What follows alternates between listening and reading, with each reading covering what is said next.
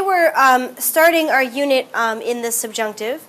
The good news for all of you is that from what I can understand, the subjunctive that we are about to do in Latin 2 seems to be a little bit easier than the subjunctive stuff that they do in Spanish, and by extension French and things like that. I hear all these students coming in to ask my Spanish teacher colleagues about, do I use the subjunctive for this or do I use the indicative? And there are all these like weird nuances and exceptions and loopholes and things like that. So this is not to say that your subjunctive experience here will be easy, but I think it'll be easier than if you were in Spanish. So kudos for you for staying in room 317. So the subjunctive, you watched this video with Mr. Tran last week on the Ed puzzle. What did you notice about the subjunctive? Yeah? That it basically changed his life for the better. He was able to see things through like a brighter picture. Okay. Did you like the TED Talk in general? Yeah. Yeah, I think it was, I don't know, for me it was sort of a prototypical TED Talk because it looked at something through a brand new lens that you would never have considered, thinking about it. So this is thinking about the individual and life and family through the lens of verb tenses and, things that may or may not happen. According to Mr. Tren, what are the three moods of verbs? Indicative, subjunctive, and imperative. Good. So you did indicative verbs up until this very point in time. 6 tenses within the indicative mood. And then also in your Latin 1 experience, you worked a lot with imperative verbs or commands. And so now we approach the third mood of verbs, which is the subjunctive. So, without further ado, here is your very first subjunctive tense. It's the imperfect tense. And we start with the imperfect tense because it's the easiest tense to form in the subjunctive. Out of all 4 tenses, there's a bit of a hierarchy. The imperfect is the easiest, the pluperfect is the second easiest, the perfect is the third easiest, and the present is the hardest / 4th easiest. When you're forming the imperfect subjunctive in Latin, it's fairly straightforward. You take your verb's second principal part, or present active infinitive, and then you tack on endings to it.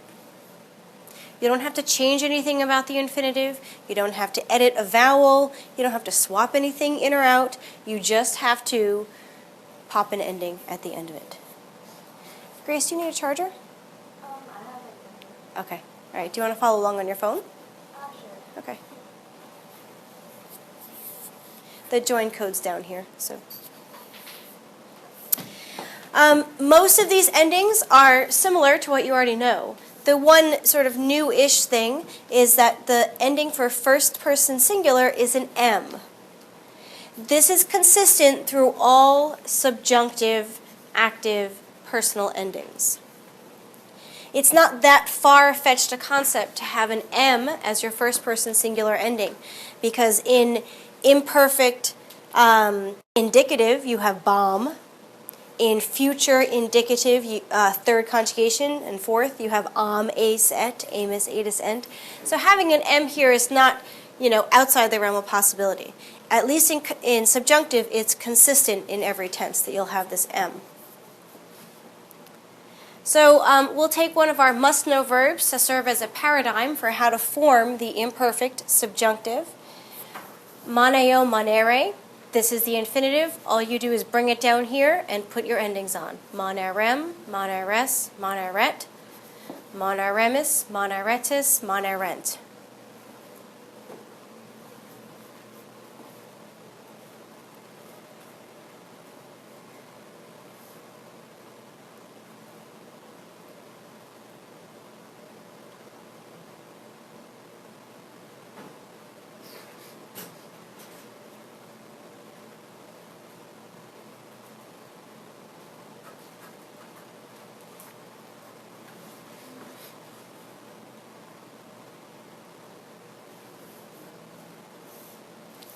All right, your turn. Take peto, petere, and conjugate it in imperfect tense subjunctive.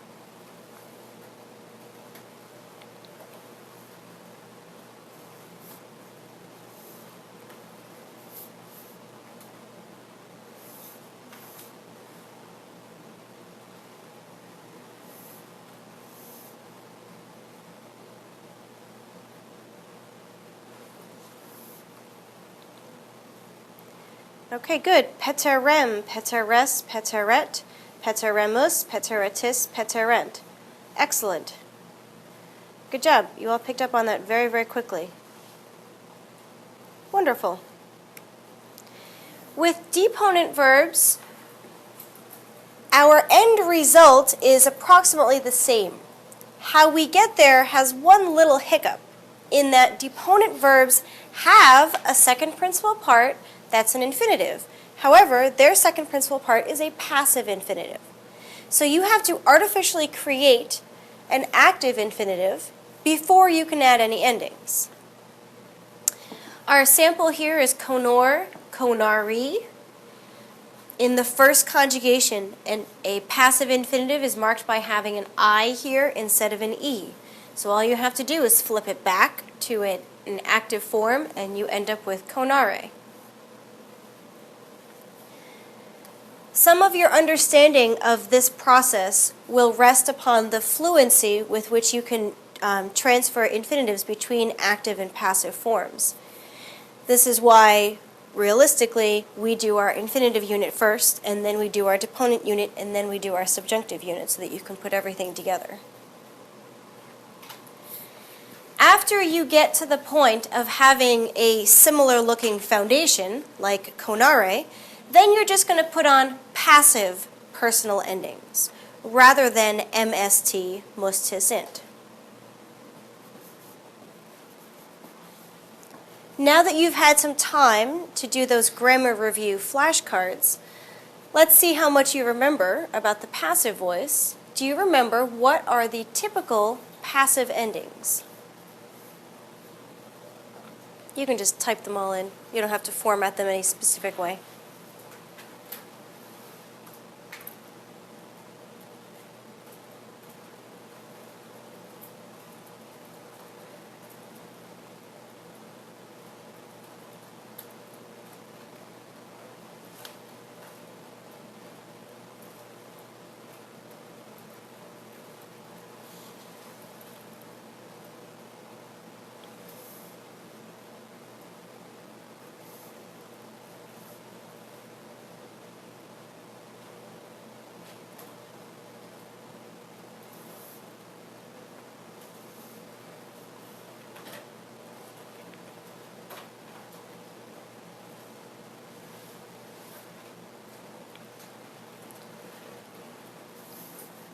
All right, here we have your passive endings here.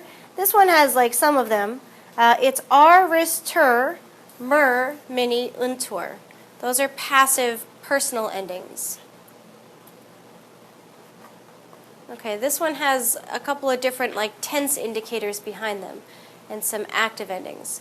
But for the most part, we're just looking for ar, ris, tur, mer, mini, untur. Good. All right, so let's put this together, and I'm going to give you a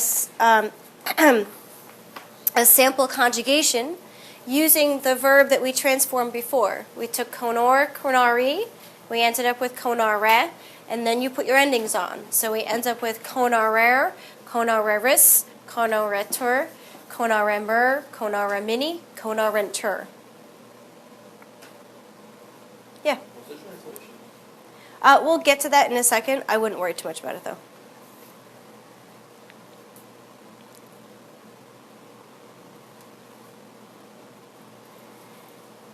At this stage of the game, one of the most important skills to have in your pocket is to be able to look at this verb, recognize that there's an infinitive, regardless of how legitimate the infinitive is, but to recognize that there's an infinitive and there's a personal ending.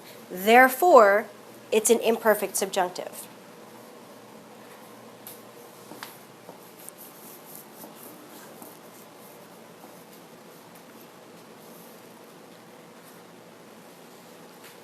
Okay, your turn. Moror, morari, moratus sum.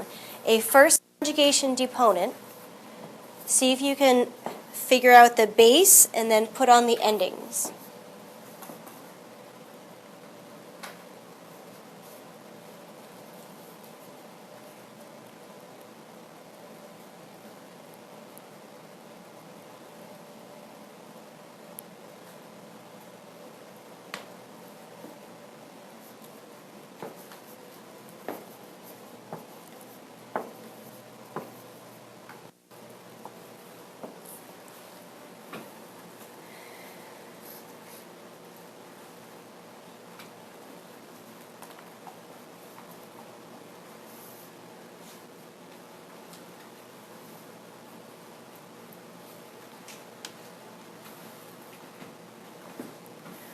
Okay, morarer, morareris, moraretur, moraremer, moramini, morarenter. Good.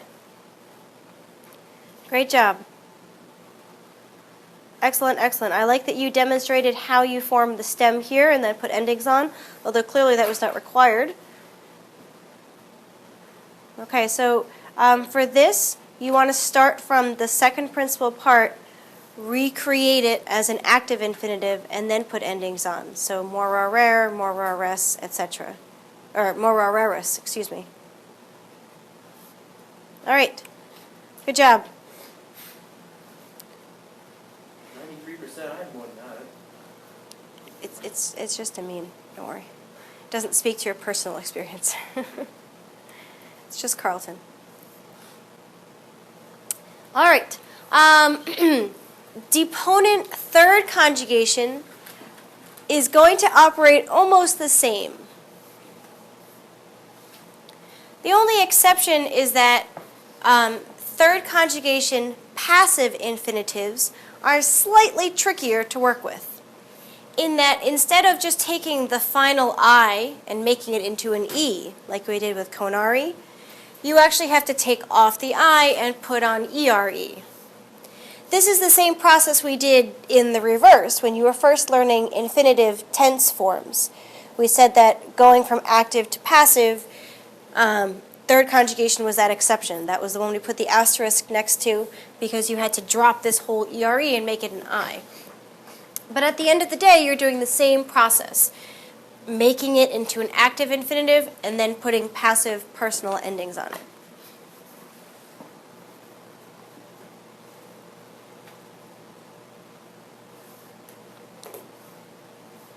Don't forget, if you don't get a chance to dot all your I's or cross all your T's, the takeaway will have all this information laid out for you.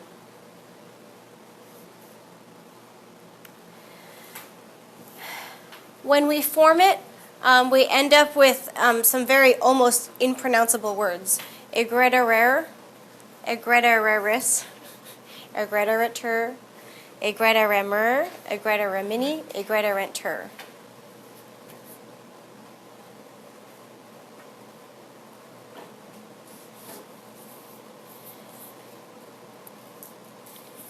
Again, at the end of all this, I want you to be able to look at a form like this. I want you to be able to recognize that this first part of the word is an infinitive, and then there's an ending on it. And by chiefly recognizing that it looks like a present infinitive, and then there's an ending, I would like for you to be able to make that jump to know that now you're dealing with an imperfect tense subjunctive. That's the goal.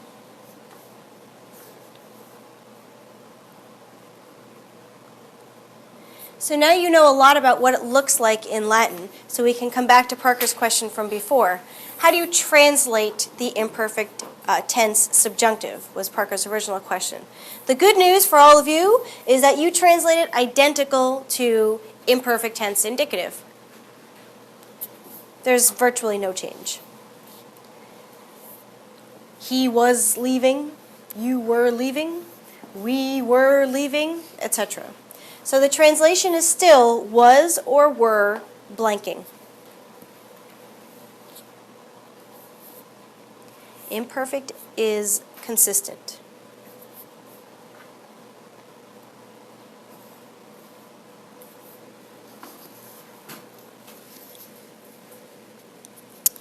All right, stand up and take a fast brain break.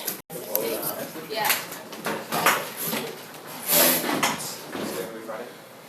The universal truth for all subjunctive verbs is this blue sentence up here. All subjunctive verbs may or may not happen. Mr. Tran spoke to this in his TED Talk, that the subjunctive has a potential nature. No subjunctive mood verb is a given.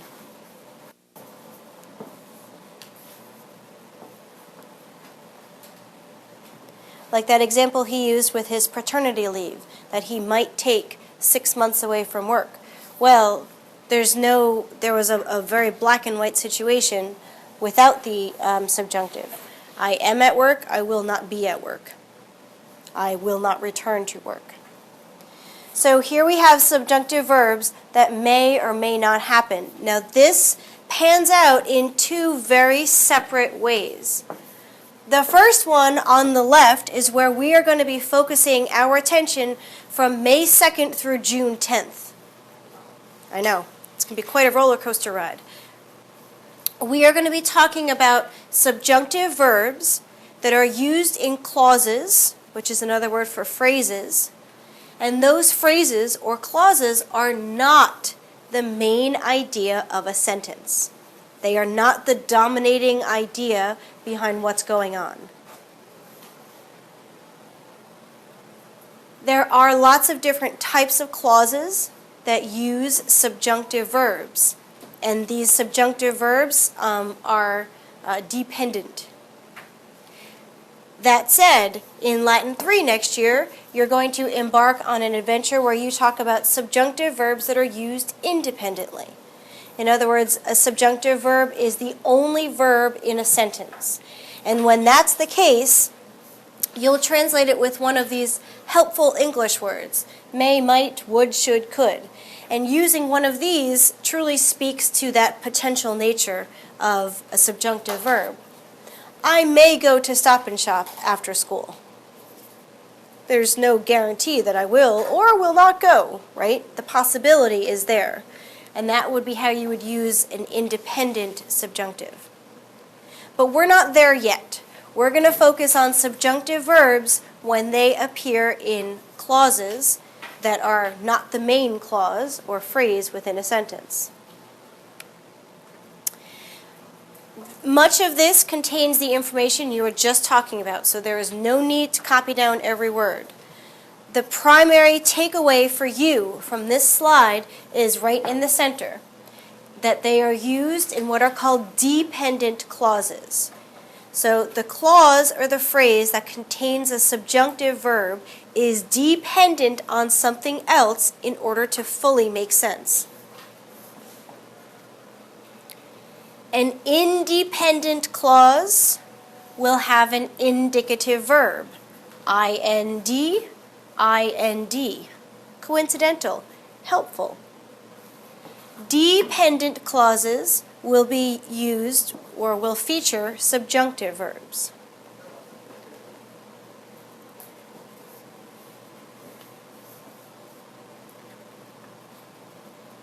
You might note the difference between independent and dependent given your current legal status in the world.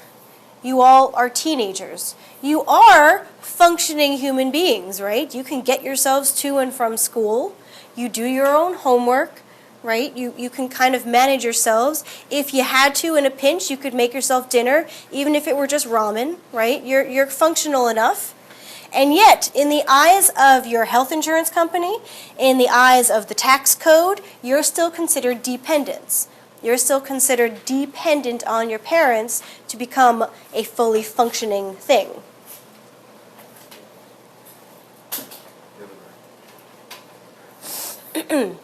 So hopefully by living the dependent versus independent way of life, you kind of understand the gist of the average subjunctive clause.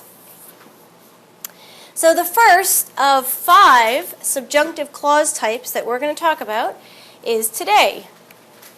They're called indirect questions.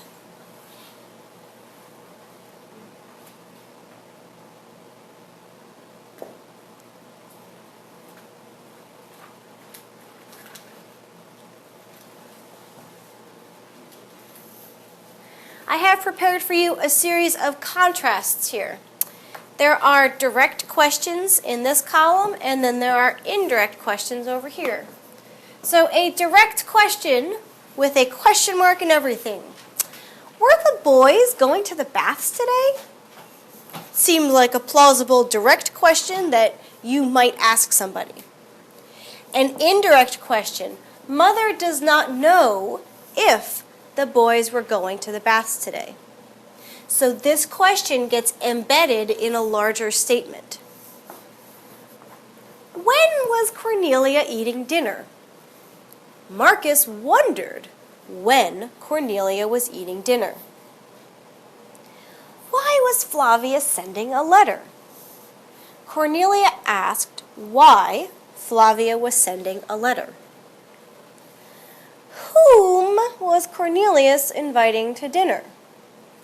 That gets embedded into Aurelia wonders whom Cornelius was inviting to dinner. So in their indirect question format, we lose that direct question approach, and it gets kind of swallowed up and kind of reworded into something different. So, does this look familiar? Chris Pratt. Chris Pratt, yes, he looks familiar. Yes. Yeah. The indirect statement. Yes. So both Chris Pratt and indirect questions look familiar to you. They remind Taylor of indirect statements. Do they remind anybody else of indirect statements?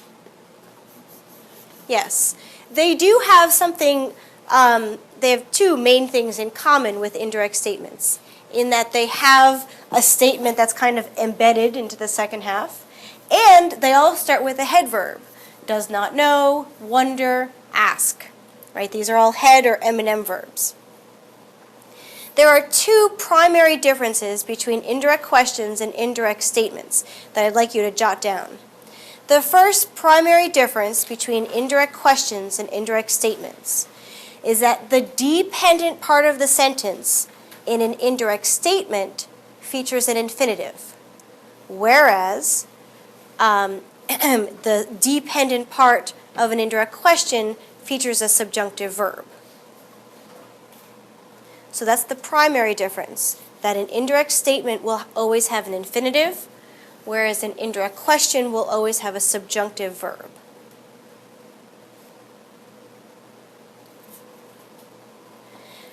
The other very substantial and evident difference between indirect statements and indirect questions are that indirect questions will always, 100% of the time, feature a question word. You've learned question words throughout your Latin career, and now we're finally assembling a giant master list of them so that you know what you're looking for when it comes to an indirect question. Question words like who, what, when, where. These are all frequently seen and frequently used words that begin questions. I'd like for you to take this list down in your notes so that you have a body of, evidence, if you will.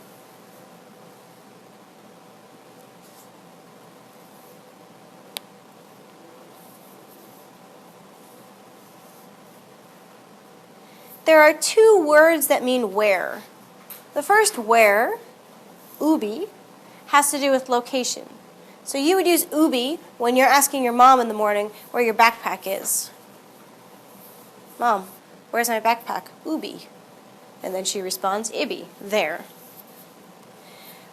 The other question word that means where is quo. This is the question that your mom asks you when you're leaving on a Friday night.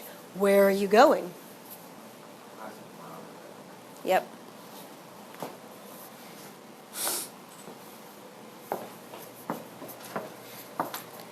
There are more question words. Like those, for example. Why? How? How many? If. What kind of? Hopefully these words are kind of, jogging your memory a little bit. Maybe you haven't memorized them, but just that they're there in the ether of your brain somewhere.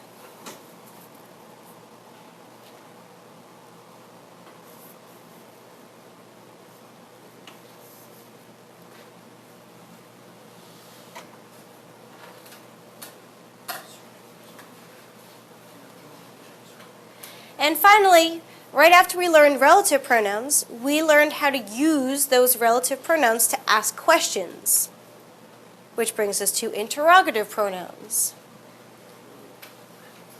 Which bus do you take in the morning? Whom are you inviting to your party? Whose Chromebook is this? To whom are you giving a present? To which class are you presenting your paper? This is how we use forms of the relative pronoun to ask questions. They morph a little bit to become an interrogative pronoun.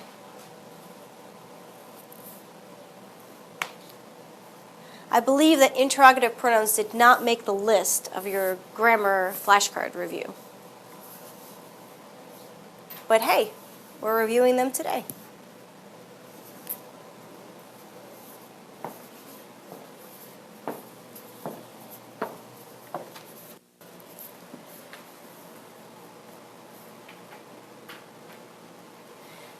Now we're going to take some time to put together all of the pieces that we've been working on.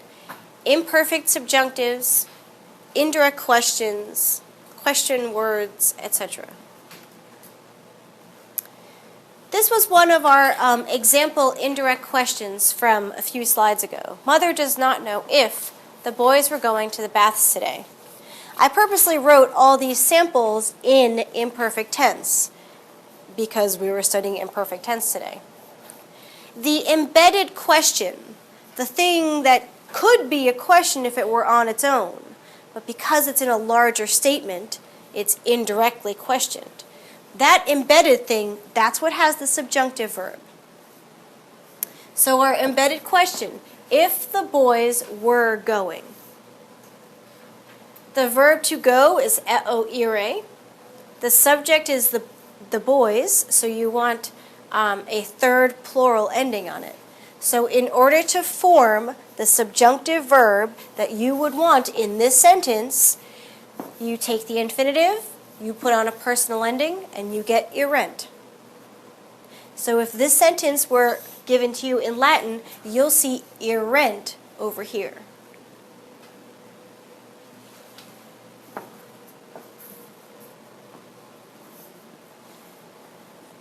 Does that make a modicum of sense so far?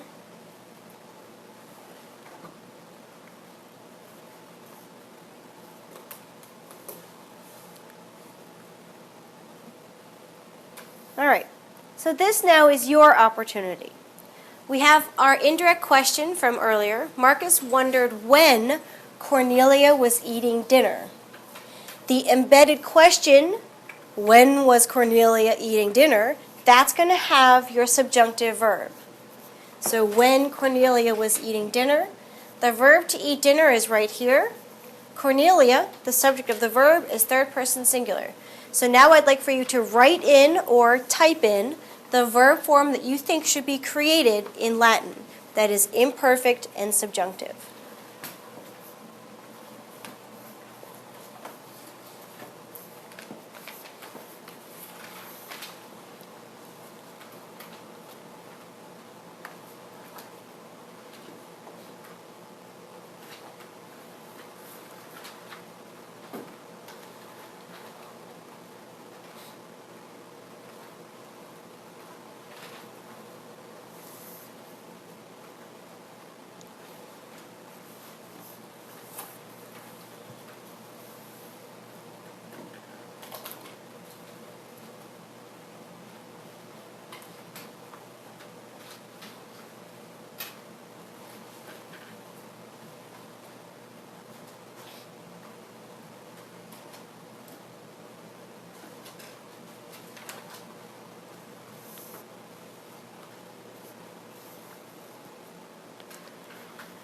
Okay, Kennaretter is close, but that's actually a passive form, which would mean that Cornelia was being eaten, which kind of fits in with the Game of Thrones theme, but not exactly.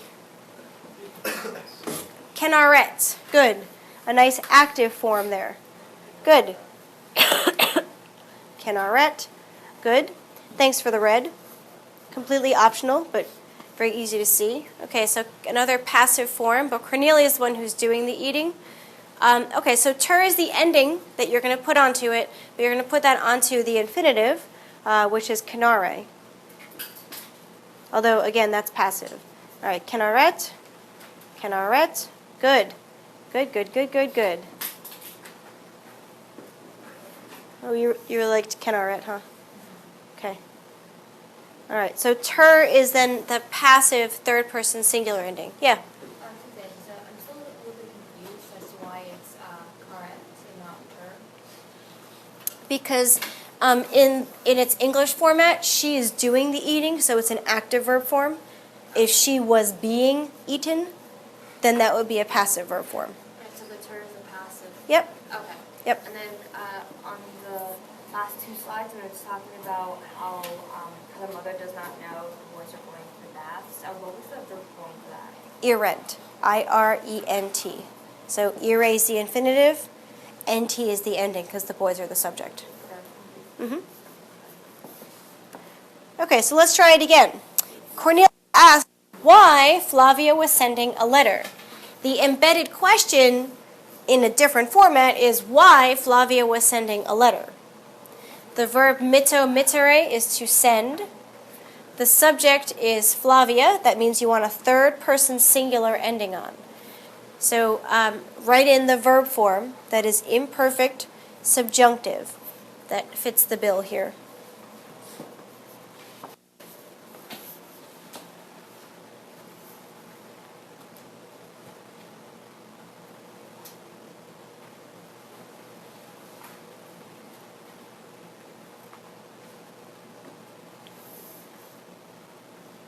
Mittere, excellent. Not a lot of handwriters in this class, huh? You like to just type? Yeah. I know it's not the easiest thing.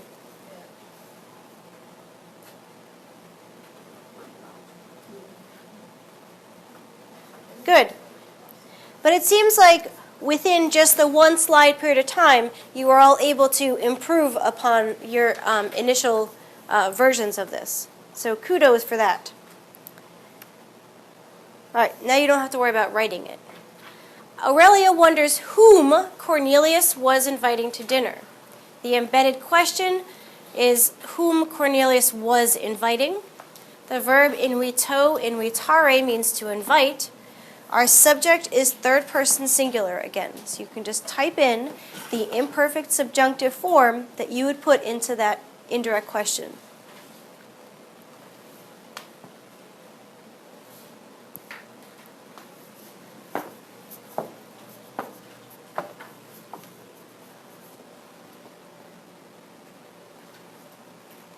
Fantastic. Excellent, excellent, excellent. 100%. Good job. Good job.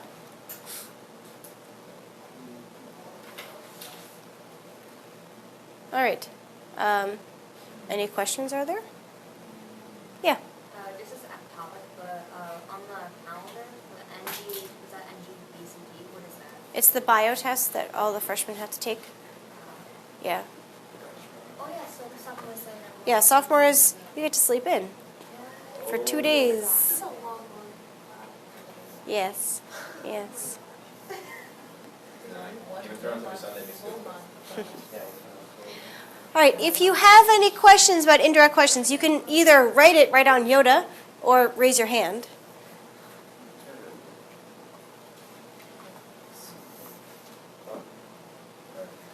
I'll give you a minute to think of any questions that you might have.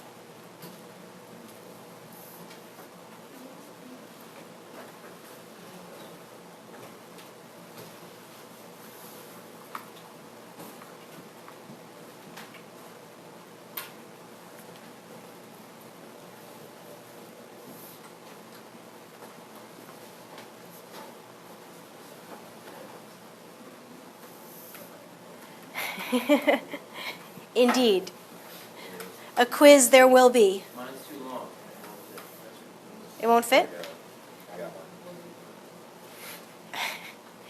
one. I think you'd have to put the is at the end, like Jon Snow or Targaryen is. If you wanted the Yoda thing. All right. Yeah, eventually there'll be a quiz on this, but I mean you just learned it, so I'm not going to give you a quiz date right now. It's kind of scary. Here's some new information. Quiz on Thursday. No. It's usually a math test. Yeah? frightening, especially because it's math. All right. Any other questions beyond that? All right. I will be shipping your takeaways to you in just a moment.